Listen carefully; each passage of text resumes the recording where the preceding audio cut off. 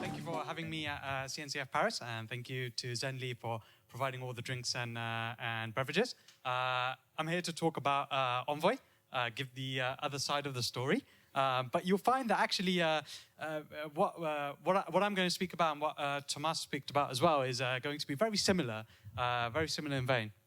So yeah, it'll be exciting. Before we start all of that, hands up, who's used strace before or has heard of strace? Good, fantastic. So for the few that haven't, strace allows you to look at your application traffic from a syscore perspective. You know, whenever your application needs to do any sort of file I/O or network traffic, it has to make system calls with the operating system, and strace allows you to observe all of that. This amazing diagram by Brendan Gregg shows all the lovely Linux utilities. Brendan Gregg of Netflix fame. Shows all the lovely Linux utilities that you can use to trace every single part of the operating system and much more besides. strace sits sort of at the top of the level, allowing you to trace the system call interface. Now, why am I talking about this? So Brendan has an amazing blog post talking about strace, and he has this following quip, which is strace is banned in France, where it is classified as a cracking tool, and it can trace plain text I/O. Now, I was sitting there in my hotel yesterday because I gave a talk about strace internally, and I actually just read this first point on his blog post, and I thought, okay, right, I am in France, I can't use strace, and I actually had a valid reason to use strace, and I thought, I took a step back and I thought, this seems a bit weird. Why is this the case? I wanted to know what part of the French law, I asked a friend and he wasn't quite sure either.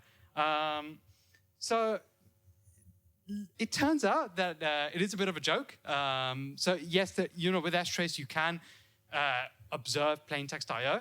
There's an excellent blog post out there actually where they, when you log into an SSH server, if you're on the server, your password needs to go through plain text somehow. So if you're observing the SSH server, you do see it in plain text.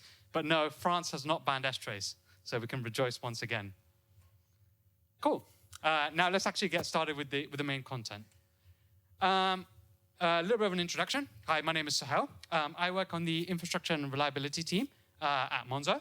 Our goal as a team is to build platform and all the infrastructure so other engineers can focus on shipping their applications. If you want to email me, there's my email address, and I'm also on Twitter.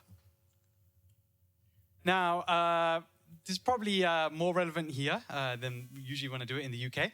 What is Monzo? Monzo is a fully regulated and licensed bank in the UK. We are just like any other bank, except we like to say all of our branches are on GitHub. We don't have any high street branches. So yeah, we are modern tech-driven bank. We have 2 million customers. We are fully licensed. And we have these lovely hot coral cards. If you want to see one, I can definitely show you one after this presentation. Now, let's say that you're starting a new company. And you're going to start a company that's going to distribute baguettes. And you're going to call it La Baguette, and all the other delicious French treats and pastries.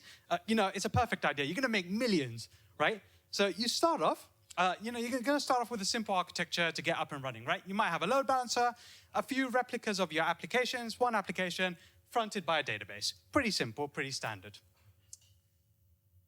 Now, your application, you might call it a monolith, it might be like a mini-lith or whatever you want to call it. The bare minimum to get started, you have something to do with accounts, you handle orders, you do delivery and fulfillment, and you want to provide great customer support, you do inventory management, and yeah, all of this is like one part of your application.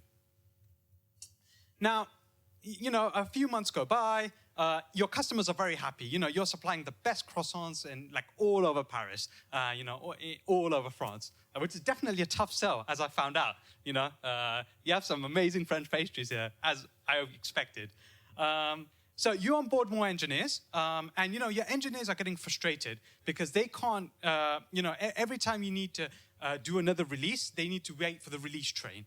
So what you do is you go and decide, right, okay, it's time for the microservices architecture. So you decide to split all of them up based on context-bound logical concerns. Now, these services, they're going to need to talk to each other, right? If they're context-bound and context-aware, you don't want to be like storing state all over the place. The payment service, for example, is not going to store information about the inventory state. Otherwise, what you're going to end up with is you're going to end up with an event-driven architecture where you're going to have to update every single component to make sure everything is aware of everything else. So what you do is, this is a Go proverb, you build interfaces and APIs. You share by communicating, not by sharing memory. You don't want multiple copies scattered throughout your application. Now, to achieve this in practice, everyone dreams of like a perfect data flow. What you end up with is something like this, where you have data flowing all over the place. And the way that you achieve this is through remote procedural calls. What you had in your monolith style application, you do that in a microservices architecture by communicating over an RPC layer. Now, at Monzo, we have, so to build a bank, it turns out you need more than 1,000 microservices and growing. It's still growing very fast. On our platform, we host everything from building a bank, providing great customer support, to if you join Monzo as an employee, you even order your laptop and your equipment through a microservice. Now, the predominant language at Monzo is Go. We love Go. And Go is fantastic at many things, chief of which is its HTTP library, which is part of the standard library. It's really nice. But occasionally people do need to use other languages. If you are in the data team and you want to do machine learning, you're going to be using a lot of Python. So there's definitely an argument for using different languages. We don't want other languages to feel like second-class citizens. Now, what we aim to do on the platform team is to build a polyglot platform. No matter what language you choose, we want to provide the same quality of service to every language. And the same RPC characteristics is a pretty big portion of that. Now, when you're actually building an RPC layer, there's quite a few things you want to optimize for, chief of which is high performance. You don't want to find, you don't want your RPC layer to be the source of contention for latency. If you start putting more traffic through it, as Thomas has alluded to, the 99th percentile matters. This is the homepage of the Monzo app when you open it. To just load this homepage, under the hood, there's more than 20 microservices that just render this page, and far more besides to run the actual bank itself. If even 1 in 100 is experiencing significantly high latency, then that means that 1 in 5 customers is going to get a really poor experience. And in practice, I think it's more than 1 in 20. 1 in 20 is the number that they told me to say. It's going to compound. One of the other things you look at is scalability. So you want to make sure that individual requests don't have latency, but as you grow, as the amount of traffic that you're putting through grows, you want to make sure that your service RPC layer also scales with that. You don't want it to hold you back at peak traffic. Now, the third thing we want to look at is resiliency. People are going to ship bugs to production. Services die, there's network cuts, you're running in a cloud infrastructure, or stuff happens. In that case, the RPC layer should handle this sort of failure. It should not be propagating and duplicating massive numbers of requests. You want to make sure that it can handle and route around failure. The last thing, and this is something that Thomas also touched upon, is the RPC layer holds the most amount of information about how your services communicate. And it's actually one of the layers which is not instrumented very well, because it's usually handled by low-level language features or external libraries. So you don't get a lot of insight if you try and roll this yourself. Now, take all of this, take all of these requirements that you need to build a good RPC layer, And imagine trying to integrate that into every language here and many more besides. It's going to be a pretty hard task. Now, a logic bug in this sort of layer can have disastrous consequences.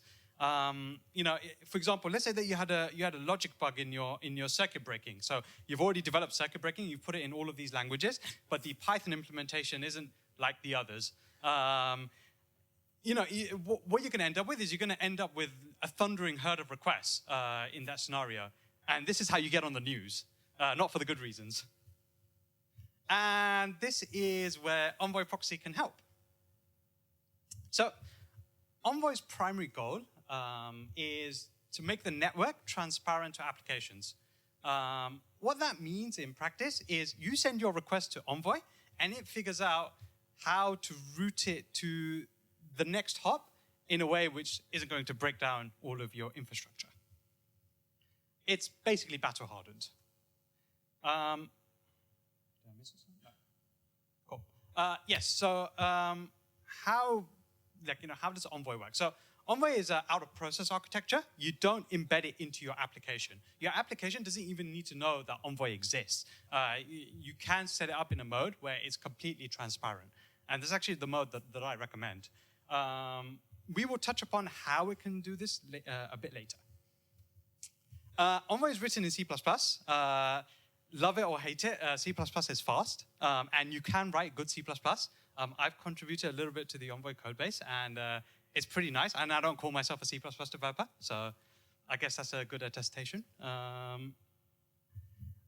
Envoy has a really good load balancing option. So you can do your standard round robin, but it also supports things like weighted load balancing options. My favorite is actually region aware load balancing. So if you're in an AWS environment, or I'm pretty sure the same in GKE as well, if you send requests between different availability zones, it costs you money. So you can tell Envoy to prefer sending requests up to a certain threshold within the same availability zone, and that can save you a ton of money, which is really nice. The finance team is very happy about that. Envoy has great support for HTTP and HTTP2 and with gRPC and WebSockets. If you're using gRPC, it can do gRPC requests over HTTP1. Not all languages have fantastic support for HTTP2. I'm looking at Python here. It does not have very good HTTP2 support. I was looking at the library that they use for Python, which is called Hyper. And like the third sentence in the Hyper library is, this is in a very alpha state. And you can make your mind up on whether you want to run this in production. You get a lot of flexibility when it comes to retries, timeouts, circuit breaking. You can decide what kind of thresholds you want to tolerate for your application. And this is fully configurable per downstream. So for every different service, you can have different sorts of thresholds. So if one application cannot handle, maybe because it's calling an external API, you don't want to hammer it, you can set different logic for that compared to the rest of your cluster. Envoy has fantastic support for statistics and tracing. As Thomas touched upon the things like Prometheus and tracing systems like Zipkin and OpenTracing and Datadog, these are all really important. And because this RPC layer has the most telemetry about your systems, it needs to have first-class support for it. Usually, this is not very well instrumented in application level frameworks and libraries. So being able to intercept and interject that traffic and analyze it and emit those metrics is super useful and valuable. That all sounds compelling, right? Now I hope everyone is yep, I'm going to go and deploy either Linkerd or Envoy. It doesn't matter. I think everyone wins. So let's take this particular example. We're going back to the French baguettes. You have an order service. It wants to go talk to the account service. How does this work in practice? How does Envoy actually route these requests, and what does it do and what does it not do? So you've got this sort of system. This is based on Kubernetes, but Envoy is not Kubernetes specific. I want to touch upon that slightly later. So This actually is a host-based model. So we have a shared Envoy. And what happens is that runs on like a Kubernetes host port. So in this case, it's at host port 42140. And what you do is each node has an Envoy running. So it's running as a daemon set. And you want to make a request to the account service, and you set the host header to service.account. And Envoy knows what service.account is. It knows how to translate that into a Kubernetes IP request, and then that goes through your network layer and eventually makes its way onto service.account, which is lovely. Now, nodes can share multiple replicas of services. You have multiple pods on a node.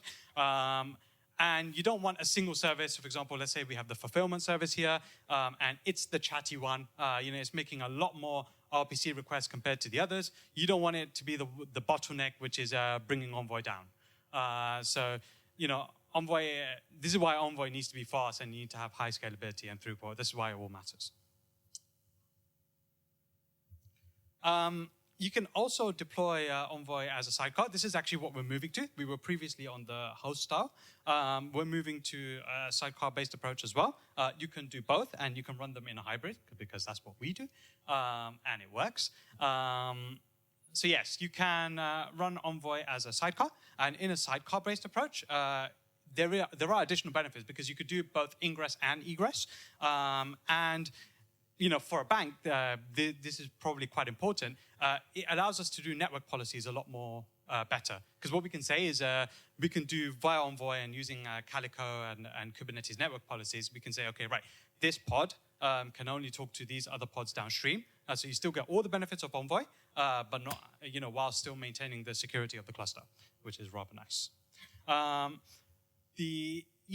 The one disadvantage, and this is something that Thomas touched upon as well, is this does increase the amount of capacity you need in your cluster, which is okay for Envoy because it has a low footprint. But yes, for every pod now you've got a running Envoy, which might not be ideal if you're looking to save money. Envoy is a service proxy. It does not come with service discovery out of the box. Instead, what it comes with is a whole bunch of APIs that are first-class citizens. This is called the Envoy, the cluster discovery APIs, the setup APIs, which support the service discovery. So this is how you tell it, okay, this is where, for example, service.account lives. So let's see what that looks like in a Kubernetes world. So in a Kubernetes world, how you might set that up is you have this component called the Envoy Discovery Service. This is something that you'll have to write. We could talk about a little bit about off-the-shelf solutions slightly later. So you've got this component, and what that does is that does a Kubernetes watch against the Kubernetes API server. And if you've set up your deployments as services, they will have endpoints, which will be like IPs, and what will happen is, as things update on the API server, they will, if you're watching for them in your discovery service, it will get notified that the endpoints have updated. So you can build a picture within your discovery service about the state of the cluster, what is living where and when and how. Now, when your discovery service starts, obviously you're going to need some initial state. If you're running this Envoy Disco in Kubernetes, it might die. So when it starts up, it needs to get another custom state. So with the Kubernetes client APIs, you can get a full snapshot of the cluster. And then you can do subsequent watches after that.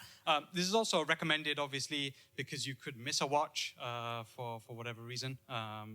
It might not propagate to your service. This does happen. Don't expect it to be fully consistent. Now, within Envoy, I know that looks like a lot of YAML, and I didn't get the syntax highlighted version either. Envoy does have YAML as well. Seems like the whole CNCF ecosystem loves YAML. This is like the minimal amount of YAML you need to configure Envoy to talk to your discovery service. So Envoy has a concept of what they call static and dynamic resources. What you need to do is, in order to set it up so that everything is dynamic, one thing needs to be static, and that's where to find your discovery service. So you need to tell Envoy, this is where the discovery service lives, and then from here on in, everything else is dynamic. So this is the minimum amount of config that you need. One thing that I didn't add there, but I would strongly recommend is for your discovery service, make sure you set TCP keep alive options, which Envoy now has. This has bitten us in the past. Definitely do that. Now, what happens when Envoy starts up with that amount about config is, whether you're running as a host or as a sidecar, the Envoy will connect to the discovery service. We're using gRPC for the discovery protocol here. So yeah, Envoy has a gRPC protocol, and Envoy will ask the discovery service, push me an update of the state of the cluster when you have one. If you're using Go, then Go has fantastic support for gRPC and also the Kubernetes client library. Envoy has Go bindings to build a control plane, essentially. Envoy doesn't come with one out of the box. It is fully configurable and up to you. If you've never worked with Go, this is a great opportunity to get started. Now, this sort of service discovery is super flexible. You have to roll your own, so yes, there's definitely some effort involved. But what it means is that if you already have something like Zookeeper or Console managing the state of your cluster, if you already have a service discovery solution, you can still continue to use Envoy. You don't need to be integrated with any one particular thing. You don't even have to be tied into a Kubernetes world. If you're running VMs, like on top of Amazon, that works too. Envoy's service discovery philosophy is that service discovery is eventually consistent. Envoy will ask you when it's ready to get updated service discovery config.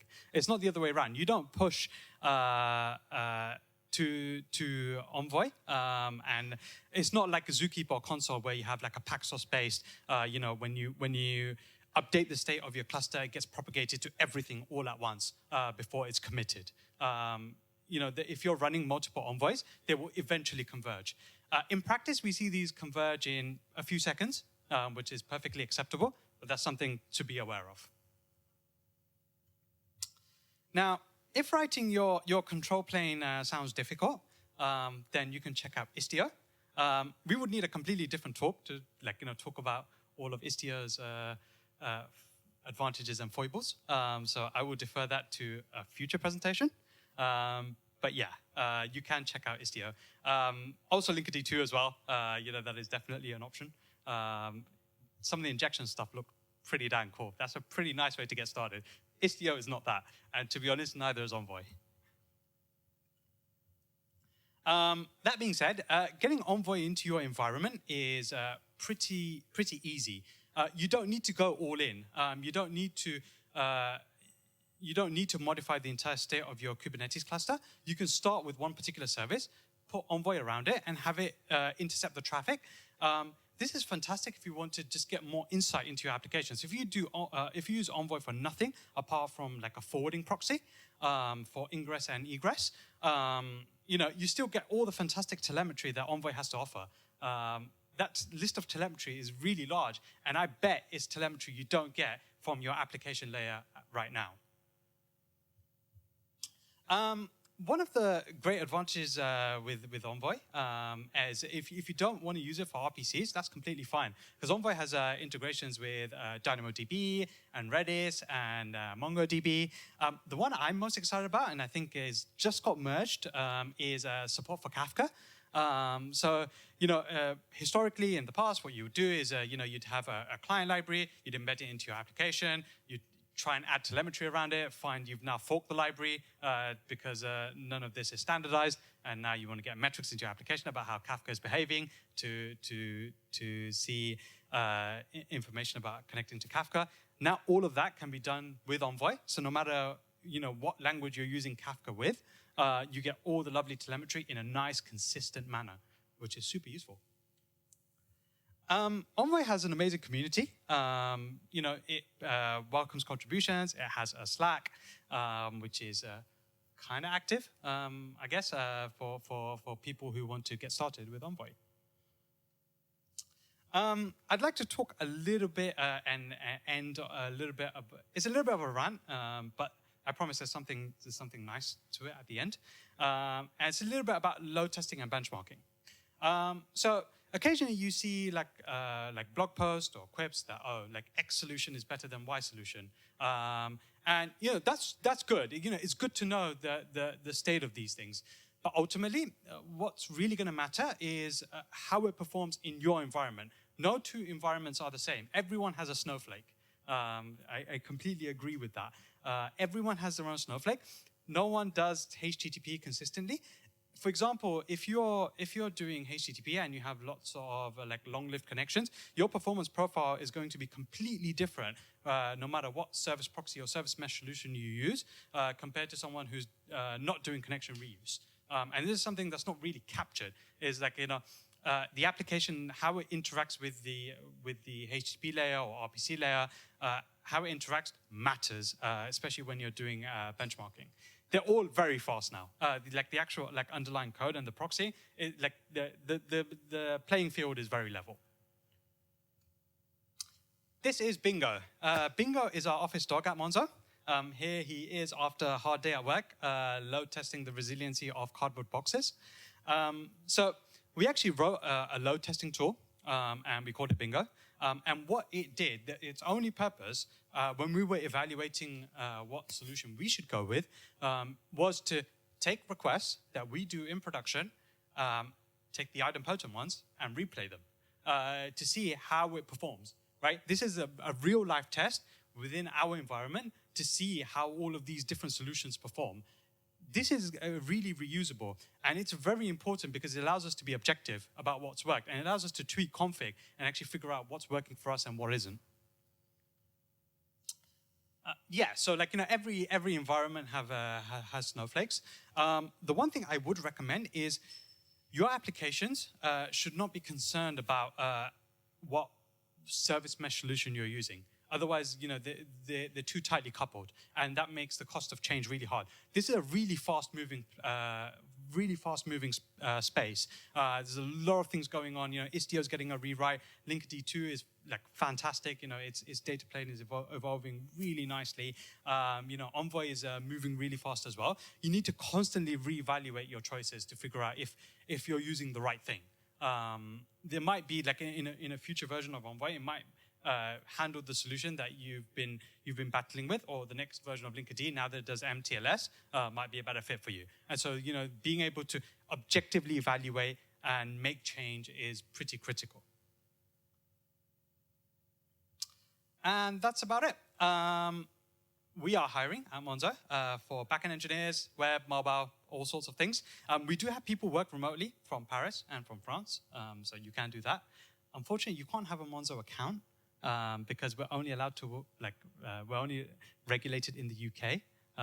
So yeah, sorry about that. We can send you a card though, a fake one, but you can't use it. And yeah, thank you.